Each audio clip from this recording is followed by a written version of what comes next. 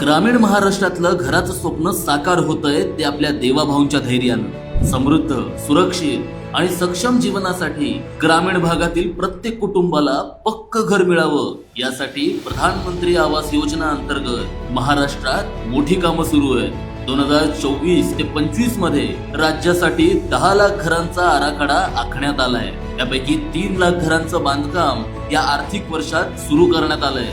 हे केवळ आकडे नाही, हे आहे विकासाचं वचन। प्रत्येक गावातील घराला पक्क म्हणून चिन्हित करणारं आपले महाराष्ट्राचे लाडके मुख्यमंत्री माननीय देवेंद्रजी फडणवीस यांनी दाखवलेली मार्गदर्शक दिशा ठाम आणि तथ्यांवर आधारित आहे। कारण आपल्या देवाभाऊंचा विश्वास आहे, घर सुरक्षित म्हणजे जीवन स्थिर आणि जीवन स्थिर म्हणजे महाराष्ट्र विकासशील। प्रत्येकाला 2 लाख रुपयाच्या वर या ठिकाणी घर बांधणी करता हे पैसे मिळणार आहेत।